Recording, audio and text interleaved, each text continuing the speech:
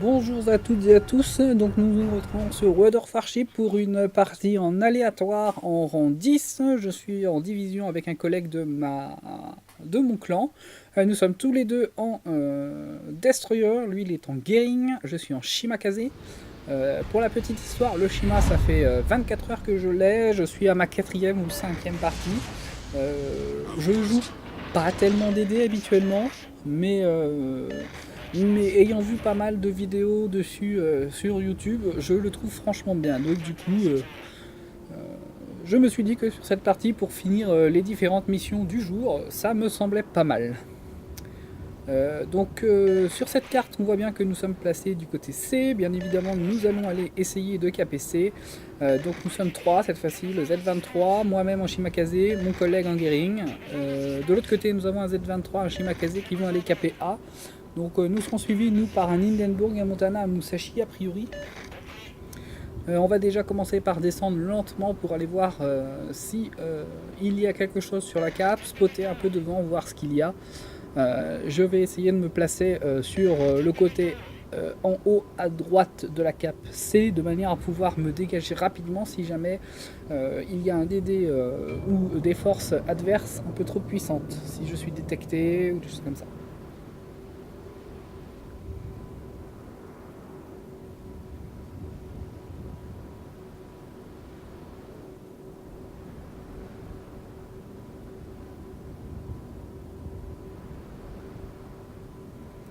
Le Z23 lui prend une route directe vers la cape. Moi je me mets tangent à la cape. Mon collègue lui il va pas aller sur la cape. On commence à spotter un battleship, un Izumo en face de nous, un Der Grob au fond. Un Gering est déjà sur A. Pour l'instant personne sur C ni sur B. Un Montana qui apparaît, un Saint-Louis, là ça va devenir dangereux, je suis repéré, ça veut dire qu'il y a quelque chose. Voilà, un Akizuki est sur la cape, malheureusement je n'ai pas encore mes torpilles, je suis repéré, je vais commencer à prendre des tirs. L'Akizuki met une smoke, moi je tire tout de suite 2 sets de torpilles juste le long du rocher pour bien mettre mes torpilles dans la smoke. Si jamais l'Akizuki fait marche arrière, il va les prendre, malheureusement... L'Akizuki n'est pas si bête que ça, il a bien compris que j'avais tiré des torpilles, donc il va aller contre le rocher de manière à éviter mes torpilles, ce qui va se passer. Le Z23, lui, il est bien dans la cape, malheureusement, il est lui aussi repéré. Le Saint-Louis est là, le Montana également, il va rapidement mourir. Nous, moi et mon collègue, donc, on commence à s'échapper du côté droit, donc par la ligne 9-10. Mon collègue tire un 7 le long des rochers, en cas où l'Akizuki reviendrait vers nous, plutôt que de caper, sachant très bien qu'on va faire le tour, il l'a bien compris. En attendant, nous avons un Montana, un Izumo, un Yamato, un deuxième Montana, un Der Grob qui se dirige vers notre zone. Là, mon collègue décide de tirer un 7 sur le Montana qui n'a pas l'air de tellement bouger. Il me prévient tout de suite, malheureusement, j'allais un peu vite. Il m'avait prévenu à l'avance, mais je n'ai pas calculé. Et du coup, les torpilles vont me passer juste devant les moustaches. J'ai juste le temps de ralentir et de virer pour éviter le 7. Ça s'est joué à très très peu. On a de la chance. L'Akizuki pour l'instant n'a pas l'air de vouloir nous poursuivre, il a l'air d'être en train de caper. Donc on a bien perdu le Z23. Moi je me dis l'Izumo peut-être, on va essayer. Le Saint-Louis, il a l'air de venir vers nous, mais c'est un croiseur donc il va beaucoup tourner, j'ai quand même peu de chance de le toucher. Je vois que l'Izumo lui il a une route à peu près droite, il tourne mais il s'éloignerait de mes torpilles donc ça ne va pas aller. Le Montana qui lui a une route constante, je me dis qu'il y a de fortes chances de pouvoir le tenter. Il va passer derrière le rocher. Je me dis c'est pas possible. On voit bien sur la mini-carte, il commence à tourner, donc du coup je vais tirer à la sortie du rocher. Je tire 2-7 à la sortie du rocher en me disant de toute manière il va remonter vers le nord, il va prendre une route bien au nord et ne plus en bouger. Et donc j'ai beaucoup de chance de pouvoir toucher. J'attends de voir quelle est sa route finale, et une fois que j'ai vu sa route finale, je vais tirer un dernier set pour être certain de le toucher. S'il ne bouge plus de route, normalement il devrait prendre pas mal de torpilles. Donc comme on peut le voir, je vérifie ce qu'il fait. Pour l'instant, il ne bouge pas de route. Il a peut-être pas encore vu mes torpilles. Bon, là, il les a vus, mais là, c'est trop tard. Il en prend 2 avec 2 inondations. Je suis déjà à 30 000 de dégâts avec les torpilles. Le troisième set est en train d'arriver. Comme le troisième set était placé en fonction de sa route et de sa vitesse, il devrait les prendre sans problème. Moi, malheureusement, je suis poussé contre la limite. Je suis obligé de partir hors de détectabilité. Voilà, il prend 3 torpilles. Il prend pas d'inondation cette fois-ci. Donc je suis à 5 torpilles, 2 inondations pour 70 000 de dégâts sur le Montana. Mon collègue met une dernière torpille sur le Montana. Le Montana floute puisqu'il a réparé pour mes propres torpilles. Il essaye de se réparer, comme on voit, la vie monte, descend, mais finalement elle va finir par descendre complètement et mon collègue va l'achever avec sa torpille grâce au flood. Moi je suis acculé contre la limite, je suis en limite de détectabilité, mon collègue il se fait courser par l'Akizuki, malheureusement on va finir par le perdre. Moi j'utilise mon boost de vitesse pour pouvoir dégager le plus rapidement possible. Je vois 2 proies à portée, le Yamato et le Dergrobe. Des proies qui me semblent pas mal.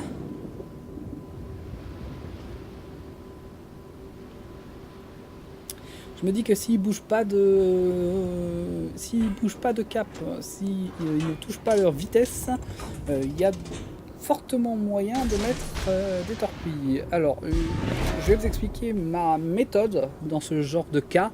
On voit bien que là, ils ne bougent pas ni leur vitesse ni leur gouvernail, donc on peut se dire que les torpilles devraient arriver bien droit sur ce que vous propose Wargaming.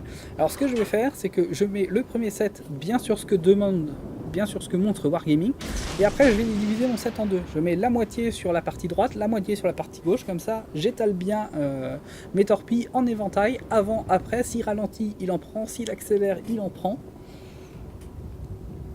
Comme ça je suis sûr de mettre au moins une torpille, comme ça, quelle que soit la façon dont il va jouer. Évidemment s'il tourne vers les torpilles trop tôt, ça ne fera pas, mais là il n'a pas bougé du tout.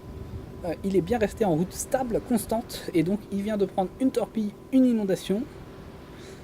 Les autres sets arrivent, il va reprendre des torpilles. On voit que les torpilles foncent vers le Dergrobe et le Saint-Louis qui commencent à paniquer, il se rentre dedans.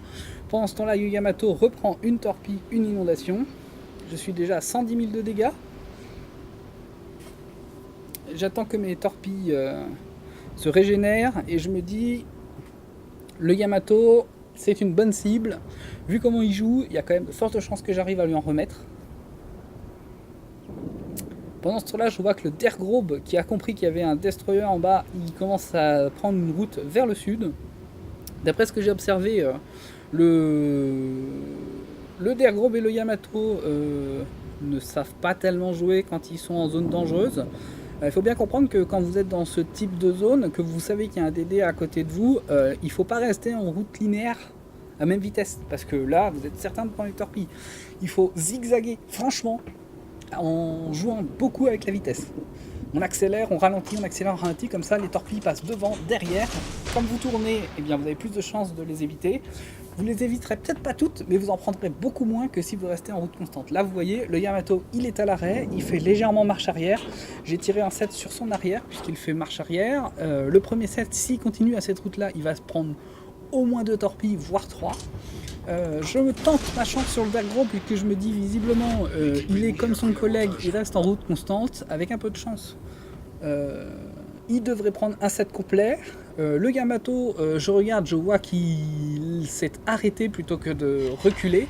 Donc je vais remettre un set vers lui. Là, il a pris 3 torpilles, j'ai détruit sa barre et il a pris 3 inondations. Donc je vais remettre un set. Là, je suis en limite de détectabilité, toujours pour tirer mes torpilles. C'est ma façon de jouer. Malheureusement, là, j'ai un peu trop joué et je me suis fait détecter. Donc j'utilise mon boost de vitesse pour dégager. J'ai tiré mon set de torpilles directement sur lui. Le Dergrobe en attendant prend 2 torpilles, 2 inondations, et oui, il n'a pas bougé ni de vitesse ni de cap, donc c'était évident. Je largue un nuage de fumée afin de me dissimuler, j'attends que mon set arrive, voilà, 2 torpilles, 3 torpilles, 2 inondations, 1 kill. J'ai entièrement détruit le Yamato, je suis déjà à 15 torpilles, 11 inondations, une barre mi-KO, 1 kill, 222 000 de dégâts.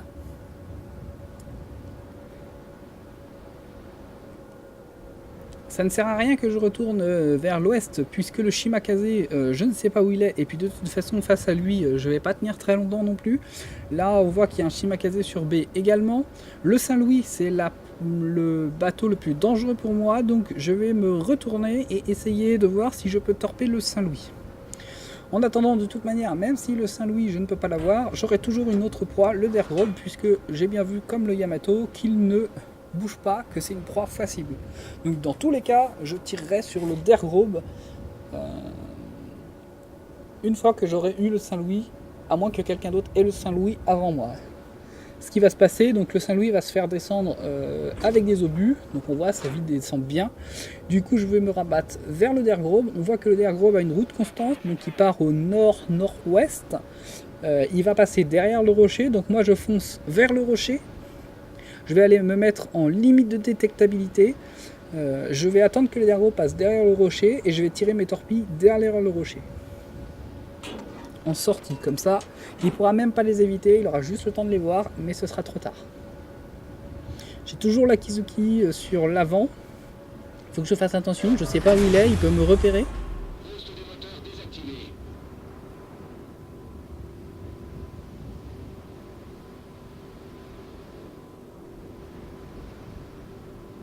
Il est vrai que c'est dangereux de jouer avec sa portée de détectabilité, mais plus vous tirerez près de cette limite, plus vous aurez de chances que vos torpilles aillent au but. En sachant que moi j'ai modifié mes torpilles, c'est des torpilles 12 km que j'ai augmenté avec le skill commandant, donc elles sont des torpilles à 72 nœuds avec une portée de 9 km 6. 72 nœuds, pour les éviter, une fois qu'on les a vus, c'est un peu compliqué. Donc là on voit le Dergrobe qui sort du rocher, je prépare mes sets. Un set sur l'indication, un demi-set à l'avant, un demi-set à l'arrière. Comme ça, quelles que soient les manœuvres qu'il fait, je suis sûr qu'il prenne des torpilles. Évidemment, s'il tourne tout de suite, ça ne marchera pas. Mais au vu de sa cinématique, il y a quand même peu de chances qu'il le fasse. Je me mets en route parallèle de manière à pouvoir retirer si jamais les premières torpilles n'ont pas touché. Comme vous voyez, donc je reste vraiment en limite de détectabilité. Là, il a vu les torpilles, il tourne vers les torpilles, mais c'est trop tard. Vu toutes les torpilles qui arrivent, voilà. Frappe dévastatrice, le kill, un élément neutralisé, 3 torpilles à la cible et 3 inondations, ce qui fait un total de 14 inondations, 18 torpilles, 2 éléments neutralisés, 2 kills, une frappe dévastatrice, 267 000 de dégâts. C'est sans doute mon meilleur score, en sachant que c'est, comme je vous ai dit, hein, ma 3e ou 4e partie avec ce navire.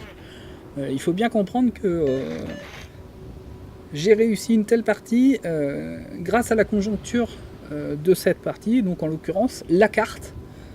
J'étais bien placé, j'avais une bonne carte. Les joueurs qui étaient assez médiocres dans l'ensemble, notamment au niveau des battleships. La façon dont mon équipe a joué, je ne pourrais pas faire ça sur toutes les parties. Là, c'est vraiment une conjoncture qui fait que j'ai réussi une telle partie. C'est possible, hein, c'est tout à fait possible, il faut pousser le destin, mais honnêtement on fait pas ça tous les jours. Si les battleships avaient compris comment il fallait jouer, comment il fallait éviter les torpilles, j'aurais eu beaucoup plus de mal à les mettre et j'aurais peut-être fini quand même par les descendre, mais j'aurais mis beaucoup plus de temps.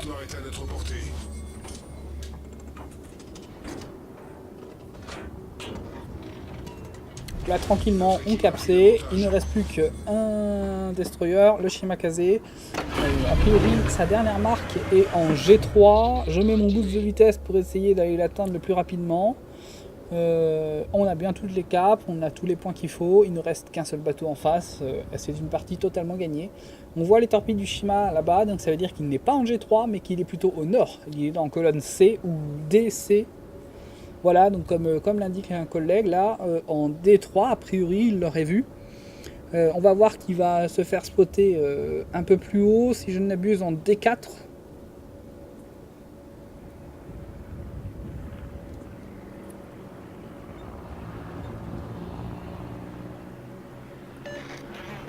Voilà, en D4. Du coup, je break tout de suite pour remonter au nord, pour essayer d'aller l'intercepter. Soit tirer torpille, soit le finir au canon, tout simplement. J'ai le choix, j'ai les deux. Malheureusement, je suis toujours sur le boost de vitesse, mais les points sont terminés. Quelqu'un finalement a tiré le DD et la partie est terminée.